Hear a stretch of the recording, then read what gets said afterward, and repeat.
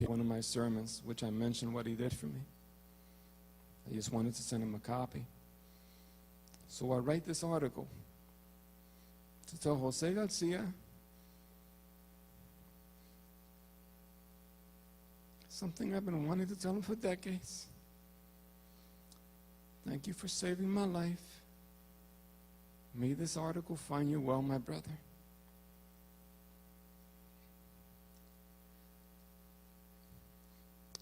Yes, I think he has 5 daughters, and they read the article. When he came one afternoon, they logged him on, and he read it. He sent me greetings, and we're in contact. That's my joy.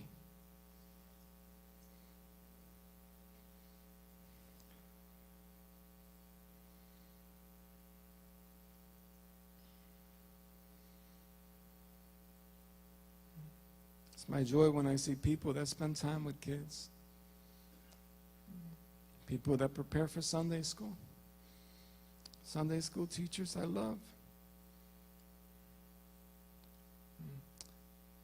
We need more Sunday school teachers. We need more guys, more men to be Sunday school teachers also. I'll leave that in your heart.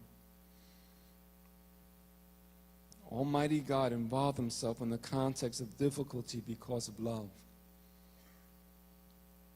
He involved himself in difficulties because love demands relationships, which is no stranger to difficulties.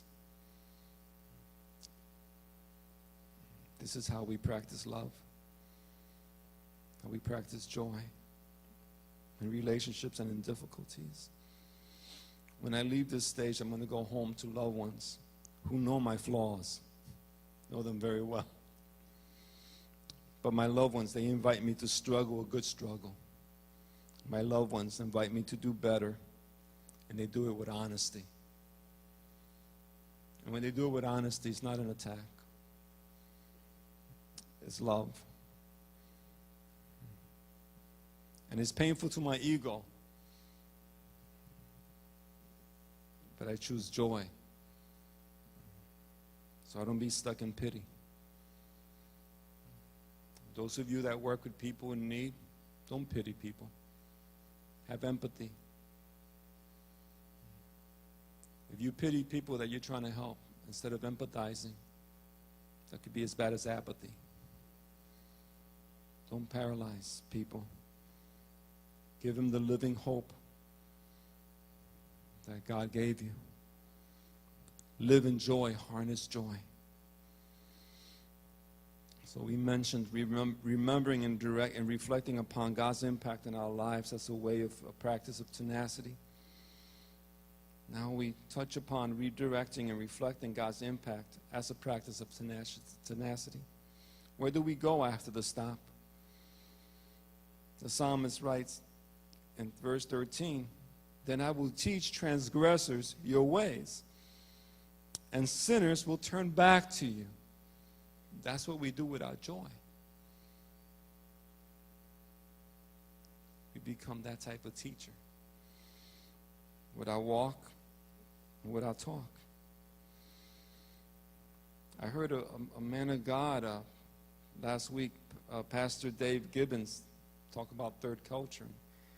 He talks about how your failures and weaknesses are God's gift to help you, to help us, to connect us to outsiders, to connect us to folks that otherwise other people will walk by. Do you know that? That you could harness your joy and the stuff that you had difficulty and connect to people that other people will not see, that other people despise. Don't miss out on this type of intimacy with God. It happens in interruptions. It happens in interruptions. My phone rang and I heard a man on the other side of the phone leave me a message. His granddaughter has been in the hospital.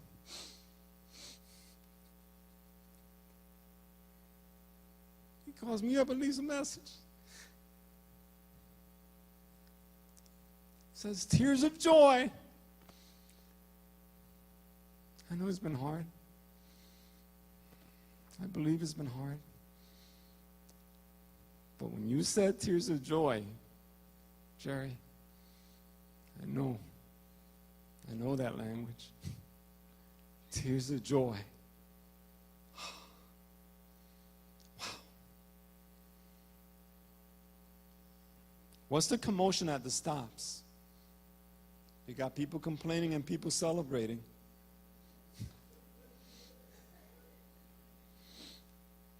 We got Pharisees complaining why God is hanging around sinners. Jesus turned around and said, I'm going to tell you 3 stories. Stories for you. And he tells them 3 stories about a lost sheep, a lost coin, and a lost son. And the highlight of this story is an invitation to them. In Luke 15:6, the end of the story of the lost sheep goes like this. And he goes home, he tells his friends and neighbors together and says, rejoice with me, I have found my lost sheep. And the story of the lost coin, she finds the coin, she finds it, in verse 9 it says, she finds it and calls her friends and neighbors together and says, rejoice with me, I have found my lost coin. Now, from the inanimate, or from the cattle to the humans, the story of the son. And the father tells the elder son,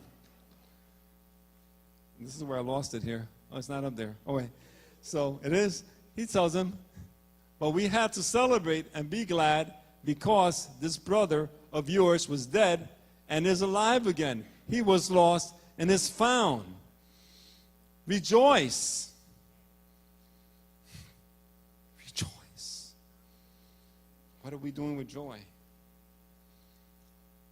Harnessing joy, making God our tenacity.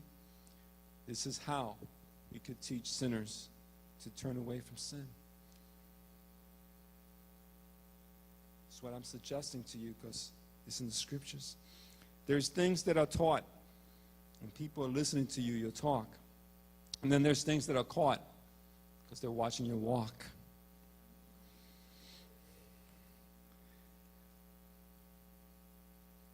Second Chronicles says in 16, in the first part of verse 9, says, for the eyes of the Lord range throughout the earth to strengthen those whose hearts are fully committed to him.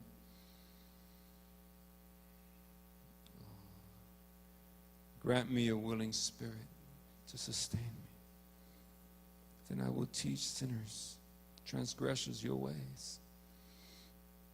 And sinners will turn back to you.